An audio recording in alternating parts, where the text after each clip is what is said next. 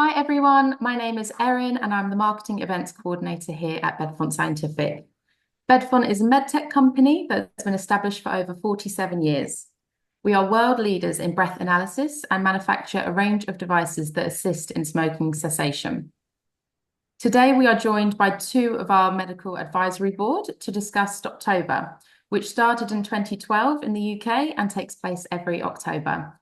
The key message for this year is stop smoking for Stoptober and you're 5 times more likely to quit for good. I would like to introduce you to our panel for this discussion.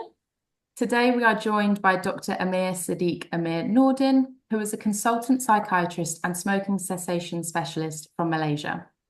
Dr. Amer is involved with the Quit Smoking project with the Ministry of Health, where he has helped to develop, train and assist people to quit smoking. Also joining us from Malaysia, we have Adjunct Professor Dr. Anne Yee, who is a consultant psychiatrist, and her research is focused in nicotine addiction, particularly in smoking cessation. And she has done a lot of work looking at ways to assist people to stop smoking. Hello to both of you. Hi there, Erin. It's good to be back. Hello. So let's begin today's discussion.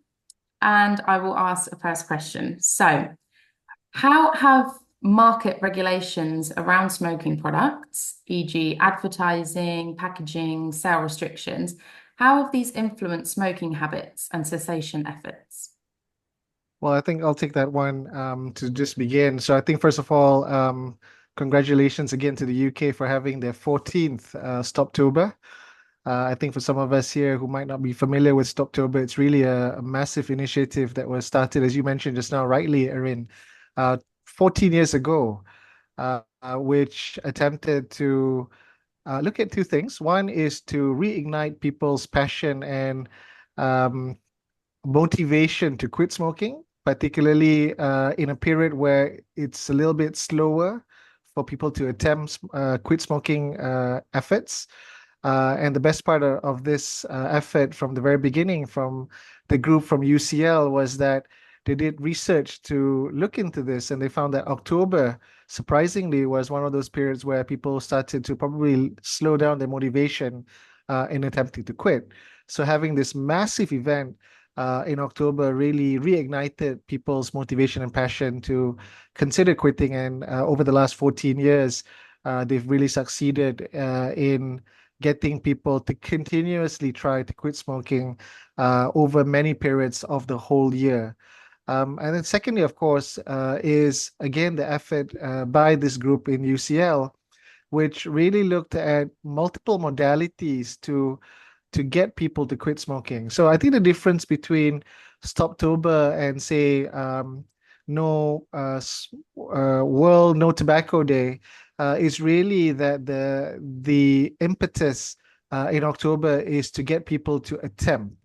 And as you mentioned for this year's theme, attempting to quit allows you to, especially in October for the month, is probably more likely to get you to quit by about 5 times. And I think this is where it's really important for people to know that little bit of history. Now, I think what's also important, going back to your question, would be how does everything that's happening around us in the world helping people to attempt to quit?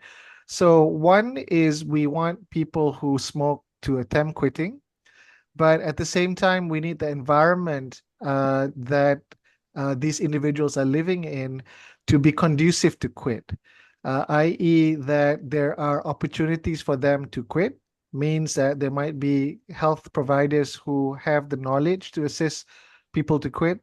There's enough advertisements and promotions to drive people towards quit smoking services within that country. That's where UK has done really well.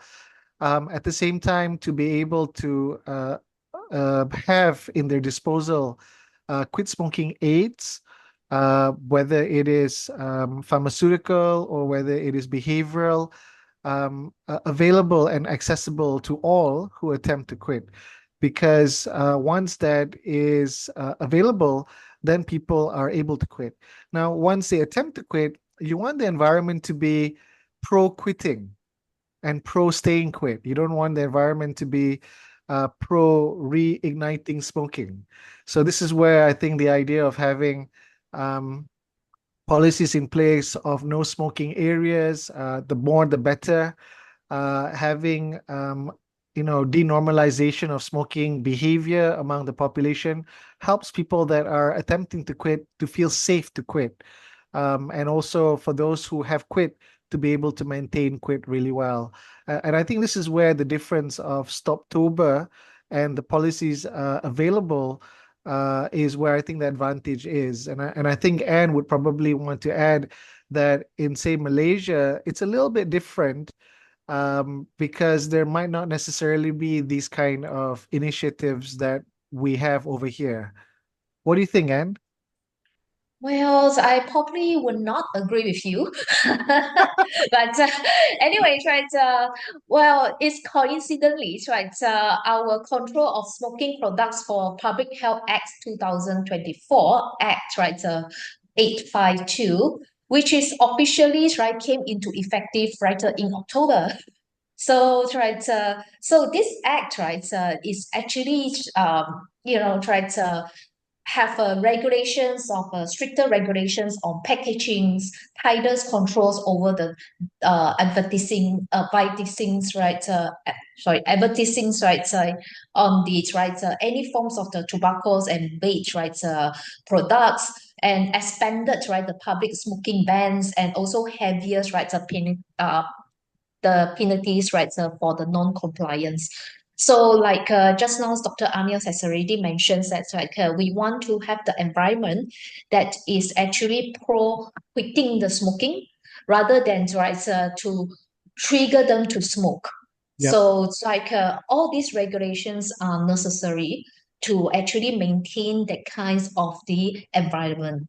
So for years, that's right, Malaysia do not have any like a proper bill to have these like smoking like regulations. So this is the first bill that's actually been tabled, and then will come into effective, right, this month. So right, another thing that, right, these bills, right, also specifically, right, targets the rising, right, issues of e-cigarettes and vape use, right, among the minors. So the laws also aim to ban the sales and purchase of tobacco products, smoking materials, and tobacco substitutes includes like vape device and electronic smoking device to individuals under the legal age.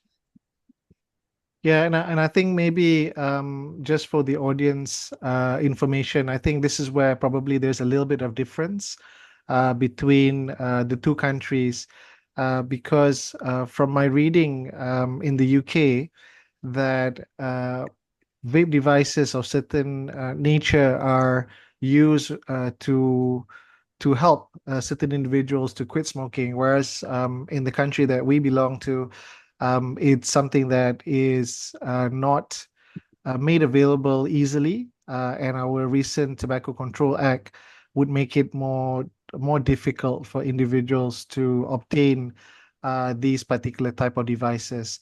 And I think that's where the difference is. Nevertheless, looking at the impetus of Stoptober from a point of view of assisting people to quit smoking, there are a variety of efforts within this event that I feel is quite useful. They have really made quit smoking aids highly accessible for their population. They have really driven healthcare providers to have available material to assist people to access these particular quit smoking aids. And the quit smoking aids have been quite comprehensive, whereby you've made available, Erin, in the UK at least, medications that might be helpful, but also certain psychotherapies, whether it is online or in person, and also digital health programs to assist people to quit smoking. And I think this is where I think the comprehensiveness of helping people that are struggling with nicotine addiction through smoking cigarettes, particularly, has been quite successful during Stoptober. And I think an FYI for most of us here, including myself, when I was looking at the numbers, they estimate that every Stoptober, about 300 to 400,000 UK individuals who smoke attempt to quit. And again, I just want to drive the message that if you're able to quit at least for 28 days during the Stoptober period, you're 5 times more likely to permanently be able to quit smoking. And I think that's a huge opportunity that people can actually take. Mhm. Right.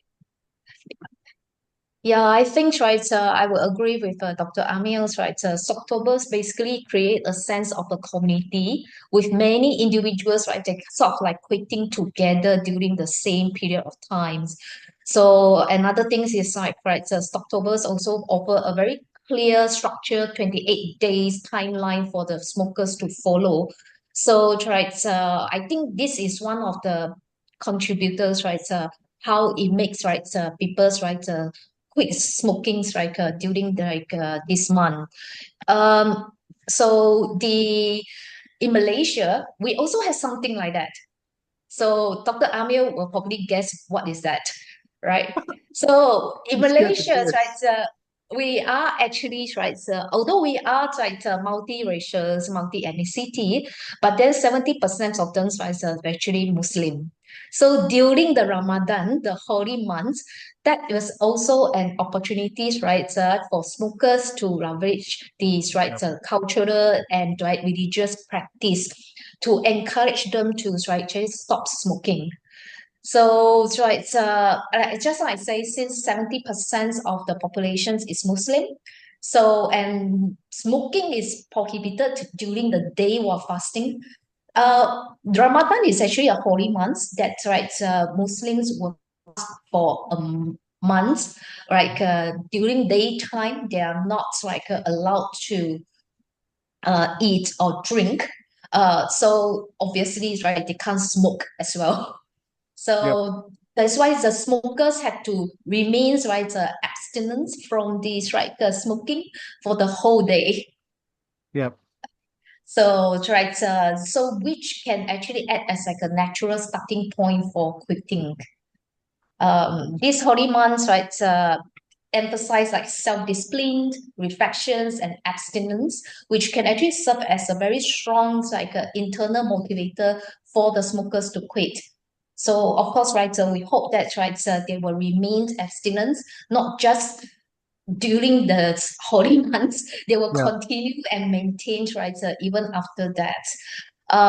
Another thing is right, that is also a great opportunities that we will actually provide smokers with a nicotine patch, Yep. right? As we know that right, Ramadans right, they couldn't actually smoke, so they probably will have higher chance to go into nicotine like withdrawals.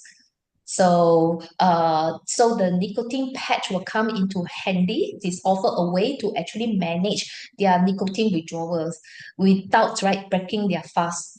So I think this approach right is particularly effective right in helping the smokers bridge the gap between the fasting hours and the non-fasting periods. No, I fully And agree with you. Yeah, I fully yeah, agree. yeah. So right, so another thing is right, Ramadan is also is like a community and families right events, isn't it? Like well, Dr. Amir will tell me more about this. Yeah. So right, yeah, I think right, during that times right, when people all come together with the families and community, because right, after the fasting periods, they when they book up puasa when there's right can start to eat, they usually right will all the family members will gather together and they will break fast together. So it actually creates an environment of support. Smokers will actually feel that right, so they're encouraged by their families and peers to continue right, abstaining from the smoking, even hopefully beyond the Ramadan. I Yeah, think no, you've, I think, yep, you're saying, Eric? sorry, I think you've touched upon the next question I was gonna put forward to you both, but I was going to ask, are there any behavioural or psychological mechanisms at play during Stoptober that increase chances of quitting smoking for good? Well, I think that's a really good question. I think the element that Prof. Anne had mentioned just now is actually one of the drivers to assist people to quit smoking during the month of October. From my understanding, in terms of Stoptober, it is really the month that people that is supported by the government based on research, which in a way drives an actionable campaign for those who smoke and want to quit to be able to quit together in this month in masses. And I think this is where the communal based sort of effort is helpful. And thank you very much, Prof. Anne, for highlighting the month of Ramadan, because it just sort of slipped out of my mind. And you're right, it is that same period of time in Malaysia where if you don't visit your family often during the other months, you definitely come back during that period of time, and people make it an effort, at least in Malaysia, to be together. So if people are attempting to quit because maybe in the family there's a couple of them who smoke, then definitely they'll be encouraging each other to quit during that period of time. And of course, for us in our research group, as you rightly mentioned as well, we also try to drive people who want to quit towards other efforts that are available in the community in Malaysia to quit. Similarly, like how they're doing it in the UK during the month of October. So definitely there are that kind of psychological part in play, that motivation that we do it together in play. But I think the other thing that that I think assists is the fact that during the month of October, as you're driving individuals to attempt to quit smoking, you're also providing them with every opportunity to quit in various forms therein. So this is where the digital health program that has been developed again by the UCL group, by Robert West and his team, which has been there for as long as I remember doing tobacco control actually, becomes vital.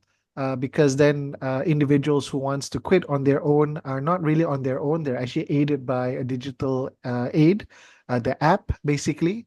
And for those of them who might prefer to see face to face, the month of October, because it's a nationwide event, allows then individuals to access quit smoking clinics across the country. And then over there, there's going to be lots of brief interventions and other interventions that are put in play. I remember when I was in New Zealand, just to give a little bit of a highlight, we actually did Stoptober when I was doing my PhD there for the 4 years. And I was reading through, and New Zealand actually adopted Stoptober based on the research that was found in the UK for about 5 years. And I remember quite clearly as well when I was working with the NGOs in New Zealand that October would be the month that we would have massive campaigns and drives to get people to attempt to quit. And it just sort of made me recall those moments when I was over there and the projects that we had in trying to get people to quit. But I don't think it's as massive as the one that you've done in the UK, actually. I remember it was more like, I think we were trialing it out in New Zealand at that point of time. And I remember being part of it for at least about 2 to 3 years. But I remember that because of that month, it sort of helped me in my advocacy in Malaysia to consider efforts to drive people to quit smoking, if it's a government effort or recommend to the government of Malaysia at least, that we shouldn't do it one time. It should be something that's continuously done or done over many months. It doesn't have to be every month if you can't afford it, but many months in the year, because people's motivation to quit shouldn't be only in the month of May. And I think this is where, when I was reading through, probably they attempt in May, and then there's a dwindle along the fourth quarter of the year, moving towards Christmas. And I think Stoptober was meant to drive these individuals again from October to November, hopefully getting them to the new year. And then they'll have a reinvigoration of attempting to quit for the new year. And then again, the impetus is continued in May. So I can see the logic there in terms of January, May, and then somewhere around October, and then that cycle continues if you continuously make the campaign, which now is in its 14th year at least in the UK. So that was sort of the kind of thing that I was thinking of when I was looking through of these events. That's really interesting. The UK actually has a goal to be smoke-free by 2030. Are there any similar targets in Malaysia, or can you share the main aspects of Malaysia's smoking cessation guidelines? Well, yes, we also have these, right, in game for like smoking by the 2040 now.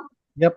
Yeah, Yep. because we have changed these, right, the end games, right, year. Yeah. Yep. So you're So right. We do have the same aspirations. And in fact, it was our research group that pushed this idea across in the 2012 conference that we had in Kuala Lumpur. And it was just discussing about the end goal because New Zealand had proposed an end game by 2020, 2025, I think 2020, 2025 at that point. So, and then I think Malaysia a few years later proposed 2045 actually, which has then been brought forward to 2040.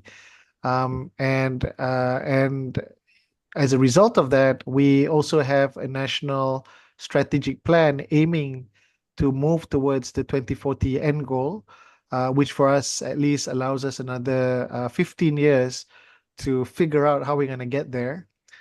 Interestingly, when you mentioned this, and I said 2020 just now and 2025, I was there when New Zealand proposed that number, and we're now at 2024. So we breached the 2020 because of probably COVID a little bit. But then 2025 is coming very soon. So I'll be quite interested to know how New 2 months Zealand time. to to I move. wonder, right, how's our colleagues, right, is handling that Yeah, pressure and by I think this by now. colleagues.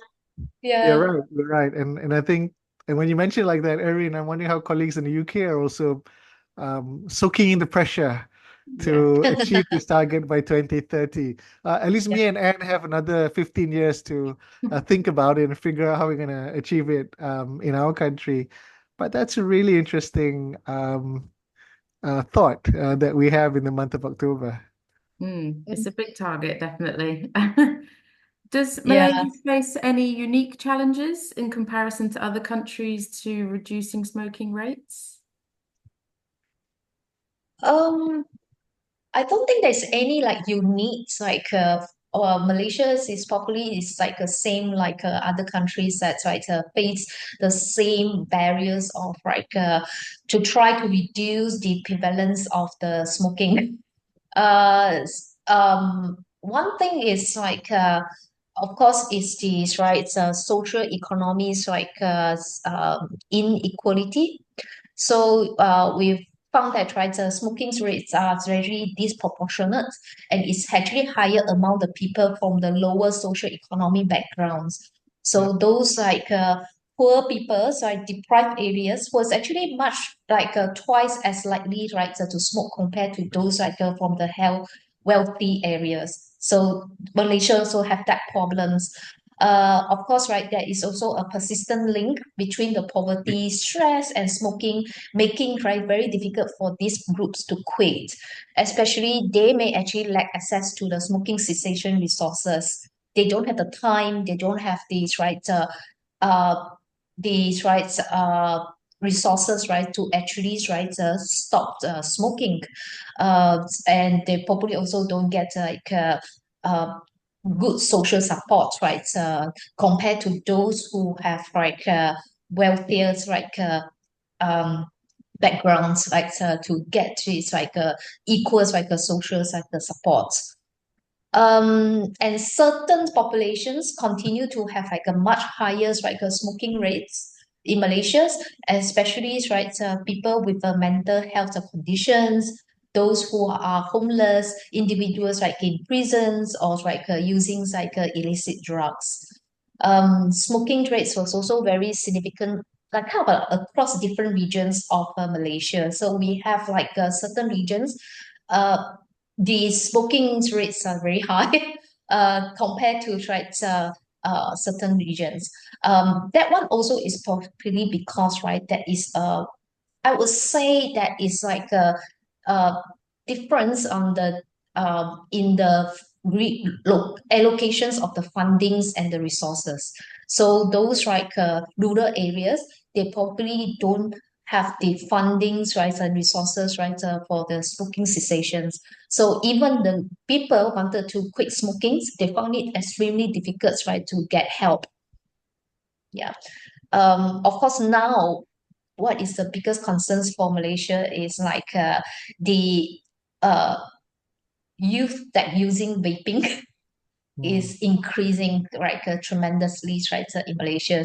So in 2000s right one I remember that right when I first time heard about this like vaping device. That times right they were we our colleagues did a very right regional right survey found that right the prevalence of these right use right vaping is probably like 0.008%. So last year we did a kind of like a national wide like a survey again and found that right vaping's amount youth right in Malaysia is already increased to 5.8%. So if you translate it right, is that it's like an increase of 600% like over the past 20 years, right? Yeah. So that's why right we are now right trying to uh allocate the resources to encourage right this group of people to actually right to try to quit smoking or like quit vaping. It's um interesting because I think, Erin, if you asked this question a year ago, then the biggest challenge is that we don't have a Tobacco Control Act. But yes. this year, it was passed through Parliament, and then, as Prof. Han had shared with us just now, it has just been enforced on the 1st of October this year, which also leads me to an idea that we might want to bring up with the minister that maybe next year we should be celebrating Stoptober too, in celebration of the enforcement of the act. So that'll be quite a nice October event for us here. But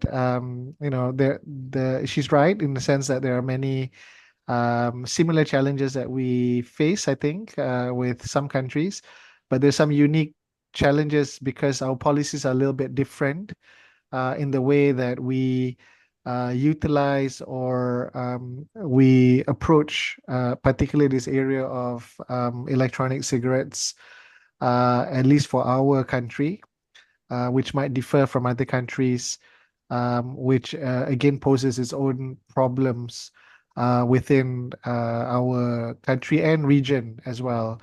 If you didn't know, Erin, in Malaysia, of course, now with the new act and the enforcement of the act, electronic cigarettes are going to be highly regulated, not banned.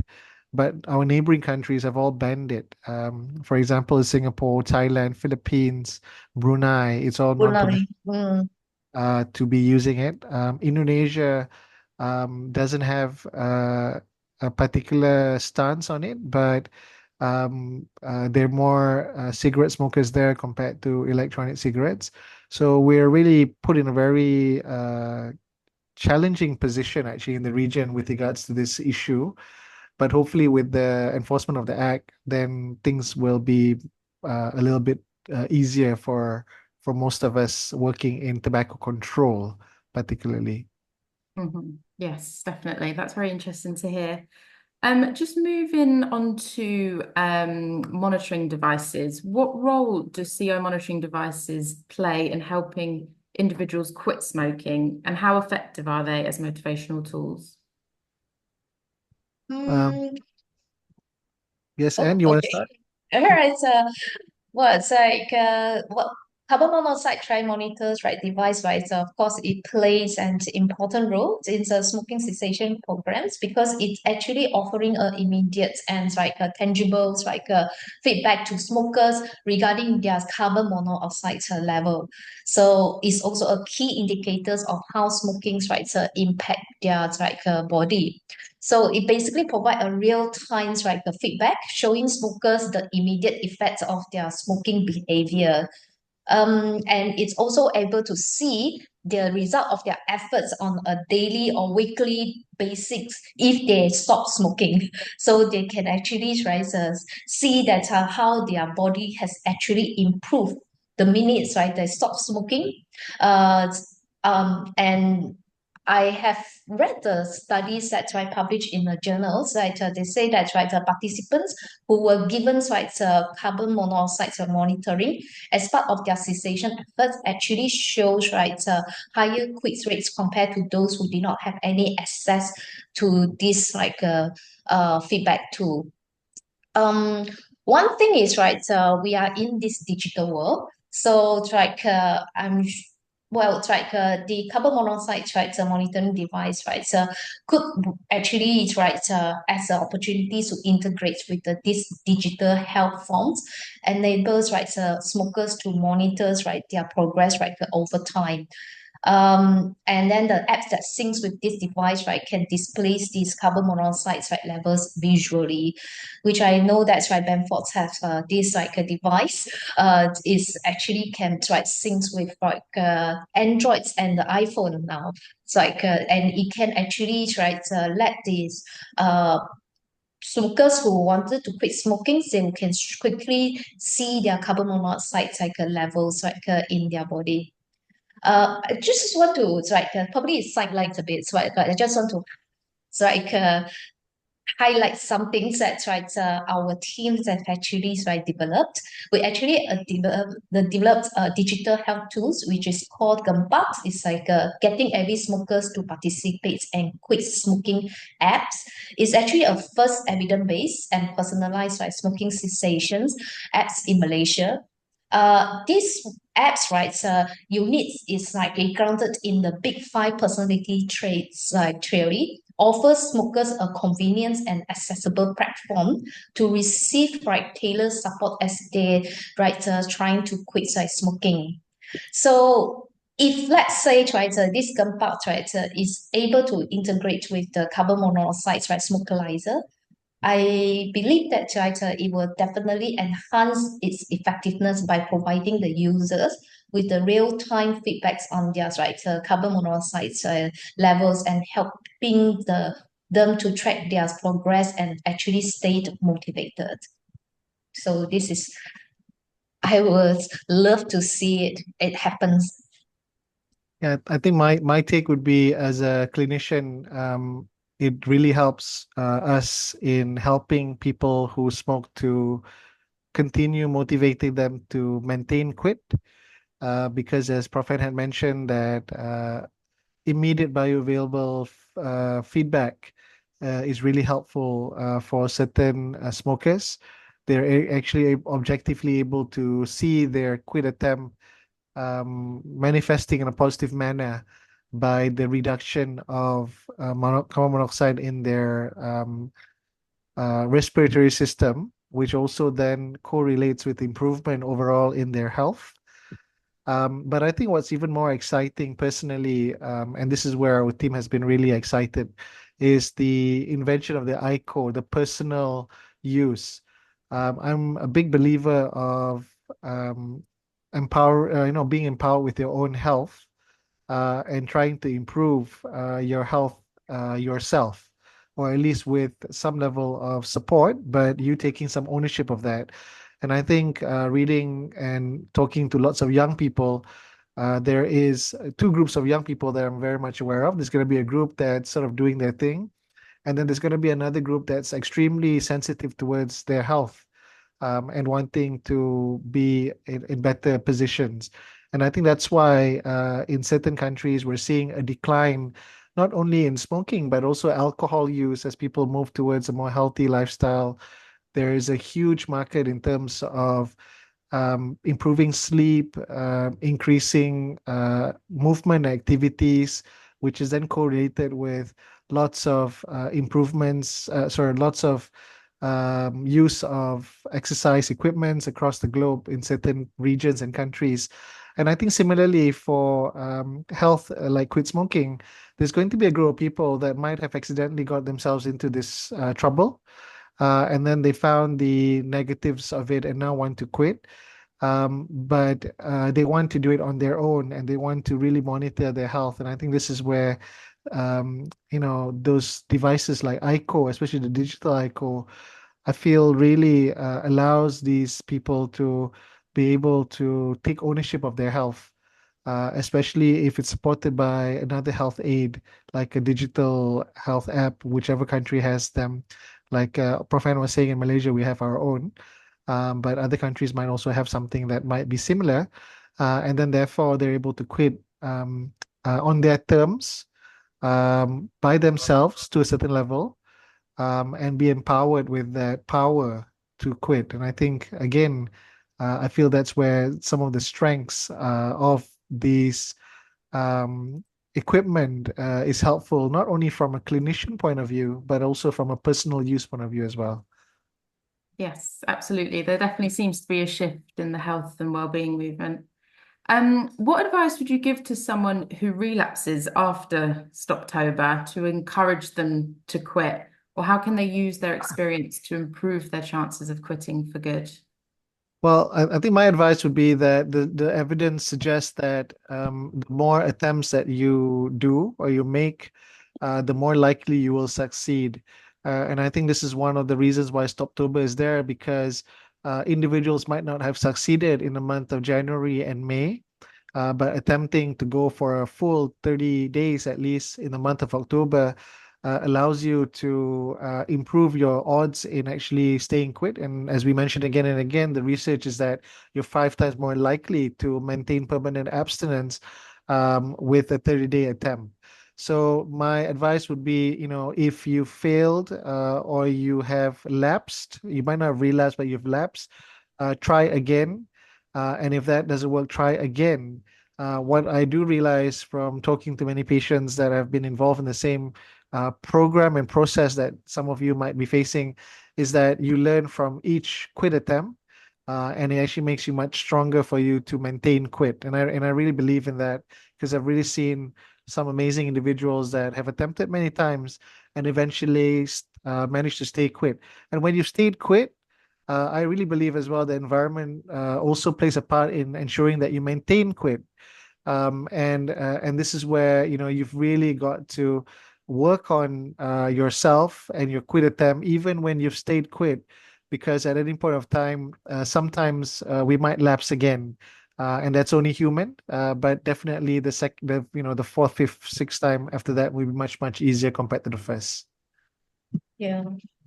Yeah, I will agree with Prof. Amir, because if you don't try, you will be failed. Right? If you try, right, there will be definitely, right, there will be the time that you will be succeed. So it's if you try to lapse, then you will just continue to try again and again, and then also to leverage the support groups and expand that network. So that will increase your chances to be succeed. Maintain to stop smoking and maintain the abstinence from smoking. Perfect. Okay, well, I think we'll end our discussion there. Thank you both so much. It's been really wonderful speaking with you. Thank you for your time and for sharing your knowledge, and it's been really informative. And thank you everyone for watching. Thank you. Thank you.